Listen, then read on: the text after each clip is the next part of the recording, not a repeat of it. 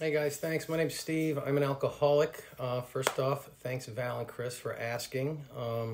Val did a great job for us at our home group on Monday nights, a few Mondays back. So I'm going to hopefully try to do the same here. I love this format. It's really kind of cool. It's never had to condense something down to like 20 minutes. I'm used to just kind of droning on and on and on at the sound of my own voice.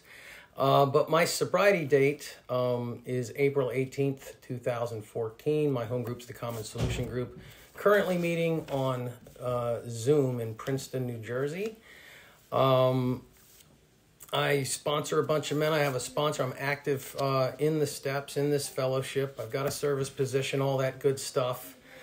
And this is not my first rodeo. I'm gonna kind of talk about the my current experience with the terms of the deal in step 3. That paragraph. That's when we sincerely took such a position.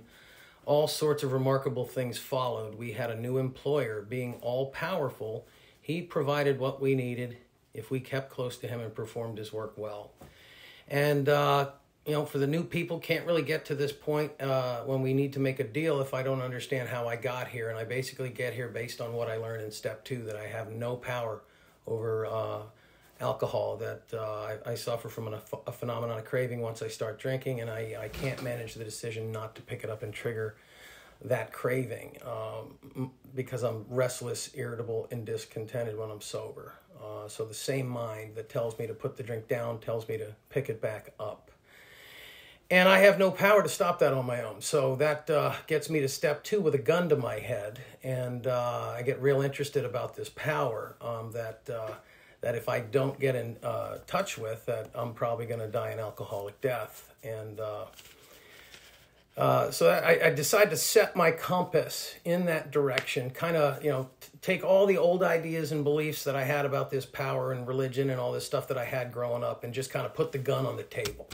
Just let it know it's there. It's still there. I can pick it up whenever I want, but I'm going to put the gun on the table so that I can maybe try to make a decision to have an experience with this power and have my own definition defined to me through experience. So it gets me to step 3, and step 3 is made a decision to turn my will and my life over to the care of God, my thoughts and my actions. And this step I probably misunderstood as much as any. And it is our keystone. It is the step that sets us up for the rest of the steps, and the rest of the steps kind of point back to this because of this deal we're about to make. But first they got to kind of explain to me why I got to make it. And there's requirements to it. So the first requirement is I got to be convinced that a life based on self-will can hardly be a success. Me managing my life kind of got me here. Did not come in on a big winning streak. The second requirement is that I got to stop playing God in my life.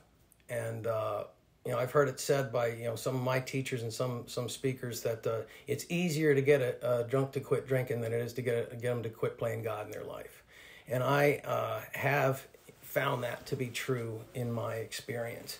So they kind of go through the pages from 60 to 63, just saying that you gotta surrender your life to this power. But they first explained to me what an unsurrendered life looks like, and how I like to manipulate and self-will and arrange all the situations. And then they tell me that selfishness and self-centeredness is the root of my problem, not vodka, which was a big surprise to me.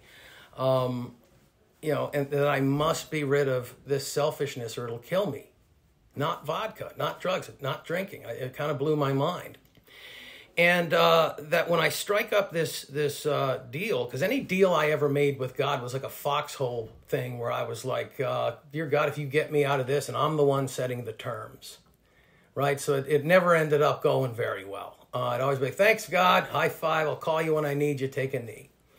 And then I kind of go back into self-reliance and, work in a program based on, abstinence from alcohol. And that kind of hurts sober. So we kind of turn the corner here. And it says, when we sincerely took such a position, what position is that? A God-centered life, that I'm no longer going to be managing my life, that I'm going to, let God direct me. And give us all kinds of remarkable things that follow. We got a new employer being all powerful. Now, here's the deal. He's going to provide what I need if I keep close to him and perform his work well. And there's no and after that. I have to, and that's what the rest of the book is about, one of these two things. Either keeping close to him and performing his work well. How do I do that? Inventory and amends, right? And this process and staying current in the disciplines when we get there. But as I go through this process and I try to, understand that I don't have the power to make this decision, because it's like my thought life is the main issue here. And I don't really understand that yet, because they're starting to set the need for inventory and all these things that are blocking me from this power, because I can't keep close to this power until I get close to this power. And I can't get close to this power if I'm blocked. And I'm blocked by all these forms of resentment and fear and how I show up in sex conduct, because all of those things are basically manifestations. Remember, alcohol is but a symptom. All of these things are me thinking that something out there is going to fix in here. And I go through all kinds of crazy, absurd things to fix what's in here. Once I put the drink down, I've done this stuff sober. I blew my life up sober on the back of door number 3, because I thought I didn't really have to do all this stuff. I thought this was like an old thing that these poor old alcoholics had to do. And it's true to me today. And I'm going to try to kind of breeze through what my experience was and how I got to this. I'm going to kind of explain what happened through my inventory process and how I got to a deeper understanding that where this really hit me at a whole new level. I started, going through the columns and, people, institutions, principles, what they did. And I was taught this time, not my first time going through, I listened to a sponsor. If your sponsor has you doing it exactly, that's the way out of the book, highly recommended. This was after a couple of runs through steps and piecemealing things here and there. But this is, definitely not for the newcomer. The way they have it in the book's perfect. And then, your sponsor will help you through the rest of that in your 5th step and kind of explain what the columns mean and all that other stuff. But I struggled with this premise so much, this keeping close to him and performing his work well.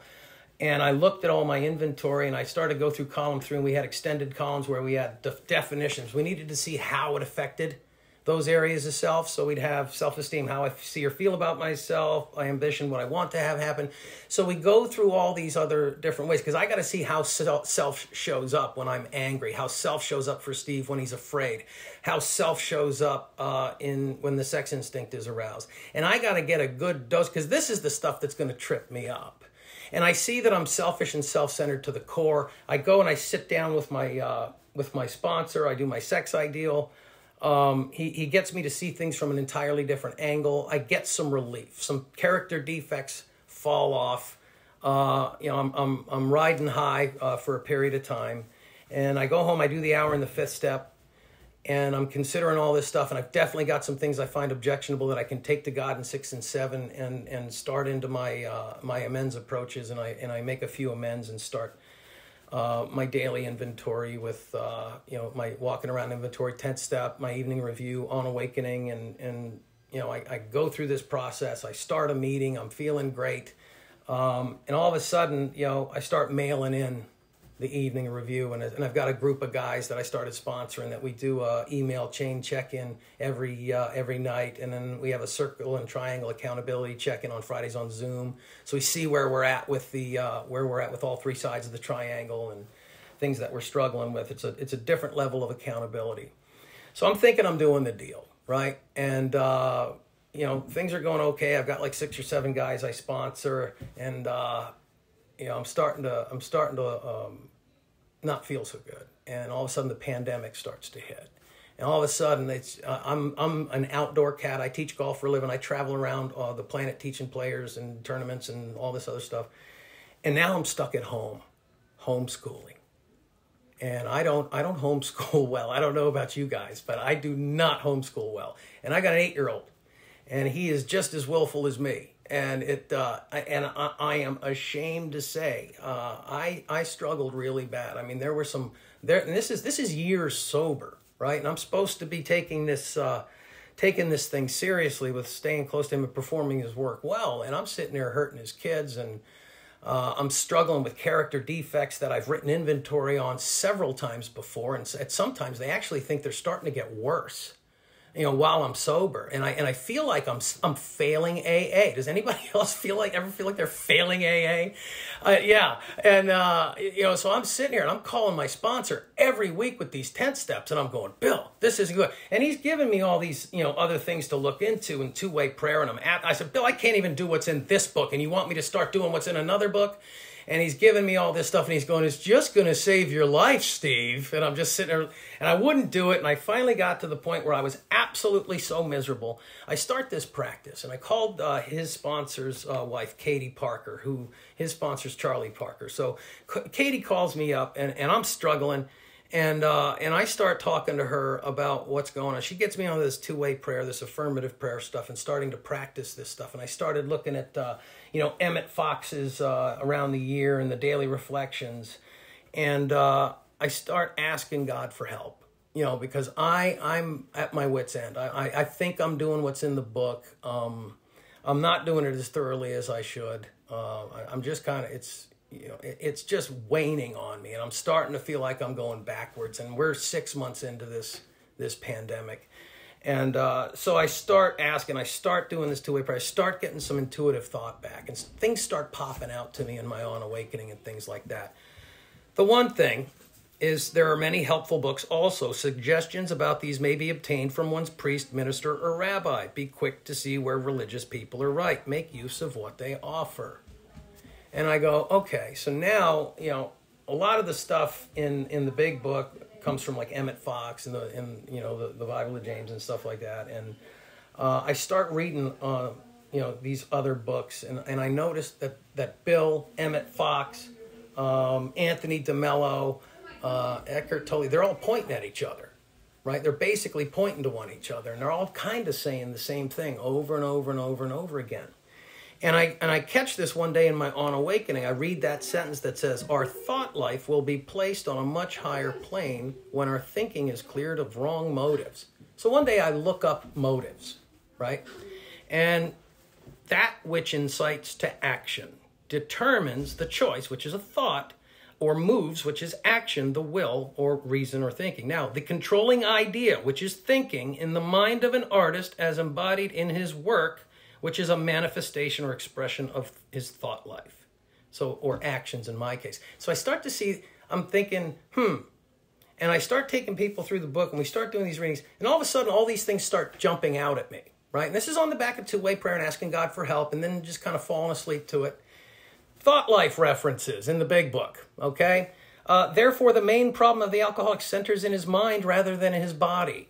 Peculiar mental twist, strange mental blank spot, lost the power of choice. We shall describe some of the mental states that precede a relapse into drinking, for obviously, to who? This is the crux of the problem. Suddenly the thought crossed my mind. The Jaywalker, of course, right? Came to belief. Somewhere I made the decision based on self that later placed me in a position to be hurt. Turn my will, my thoughts, which create my actions, my life, over to the care of God. Thy will be done, which are God's thoughts. If my will is my thoughts, thy will is God's thoughts. So I have to entrust my thoughts to God's thoughts, and I'm stuck in here. I don't even think that this is a problem, right? I thought I wrote inventory, and I saw all the ways of self, and I saw my fourth column of selfishness, dishonesty, resentment, and fear. And all of a sudden, I started to sense that there was something beyond inventory that I was missing. And I found it in the book, The Way to Love by Anthony DeMello. And he starts talking about false ideas and attachments and programming. And I started to, what the heck is that? And for those of you who don't, read any of that, I wrote some of this stuff out. I give this stuff to my sponsees because when they hit the wall in inventory after they have their experience, whatever it is they're doing, I when they're sensing they need something more, I give them this. And this is the thing that's kind of lit my life on fire lately. And it's really gotten me to stay close to him and perform his work well, because I finally understand what my thought life is like, right? So what is an attachment? It's an emotional state of clinging caused by the belief that without some particular thing or person, I cannot be happy. These false beliefs are so ingrained that I never thought of them as false belief, nor has it occurred to me to question them. Now, I started to say the examples of these attachments are like material things will make me happy. Happiness is in the future. Happiness will come if I change the situation, people around me. If all my desires are fulfilled, then I'm going to be happy. I suffered with this stuff doing this work and not realizing that there was something under the surface. And it was just, why am I so angry that this many years sober? Why am I so angry at the same person for the same thing, for the same reason? And we do a lot of work with stage characters and their old ideas and belief systems and things like that in the third column of our inventory. And that just shows me how I tend to show up when those instincts are aroused. But I never looked at what stage character was upset and how he got programmed. What is it that he believes, and why does he believe it? So who does the programming? Our parents, society, culture, religion, past experience, TV, movies, advertising, and social media, to name a few. So like I get the idea from all these like movies or people that I hang out with, what a man is, what a father should be, right? And anytime those expectations are not met, my mind is what tells me to react negatively to it, not the situation.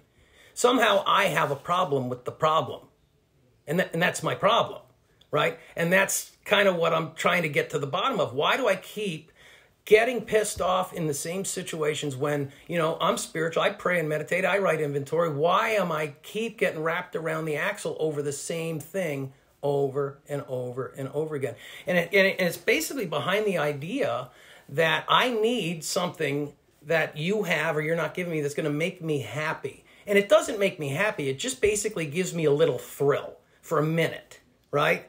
And, and then when it's gone, it's like I'm no longer happy because I need that to be okay. Or worse yet, I get it and I keep it and then I'm bored with it in 2 days. You know what I mean? And that's not true happiness. And when I started to realize, like when I start reacting, the first 5 seconds, I'm starting to get the ability to pause. And I'm like, who's upset? And I turn my thoughts to God. That's one of the DeMello things. He goes, just Fox says the same thing. Turn your thoughts to God and the problem ceases to exist. And God, I found it absolutely true. When I catch myself in the moment and I just turn myself to contemplate God, or what would God have me do? Or I'll say, with God's help, I'll overcome this. Now, on the back of this, I was struggling a little bit with meditation and things like that because of all the noise in my head. And I started looking at the circle and the triangle, and I go mind, body, and spirit. And I'm doing trying to keep my thoughts clear and working these steps and helping others. And, this body part, it's not just with alcohol and drugs with me. Like I was like, maybe there's other things that I'm sensitive to. I've got allergies. I go crazy around hay. And I started fasting. Because Jesus, Buddha, and Gandhi did it, and they were pretty spiritual. And so I was like, well, maybe there's something to this. Maybe there's something that if I stop eating things and just basically made it like vegetables and just something kept it small. And I started fasting for 48 and 72 hours and then having a meal. And all of a sudden, I started to realize carb and sugar addiction was making so much noise in my head where I could not concentrate. So I couldn't possibly stay close to God because I couldn't possibly monitor my thought life. How can you monitor something you're asleep to? How can you watch for something you don't know is a problem? And I didn't realize that, I could see the things that would piss me off in the first column, but I didn't realize the stage characters and the programming that I had growing up as a son, as a father, as a religion, as a culture, as a white man, of how I was programmed already to react to things, so I could never be happy. I could never walk in the sunlight of the Spirit. I could never trudge the road of happy destiny and feel the way you guys feel. It used to drive me nuts. I'm sitting there going, I feel like I'm failing AA. And it was behind this piece of work that in the last few months, this is what I've been doing most currently, and I'm telling you, it has absolutely lit my world on fire. And I don't know how I came to this conclusion. I suffered my way forward. But the thing is talking to a sponsor, having good people that are into this work that didn't kind of say, well, I don't know what else to tell you. My sponsor pushed me in other directions. Do this along with, not instead of. And when I come back to this, stay close to him and perform his work well, I can actually feel like today I'm doing it. And, that's a pretty solid deal because God's kept up his end of the bargain, which I'm very thankful for. And I think I'm gonna stop there and open it up for you guys because I'd love to hear what you guys have to say. But that's kind of my rant on that little passage. Thanks for having me.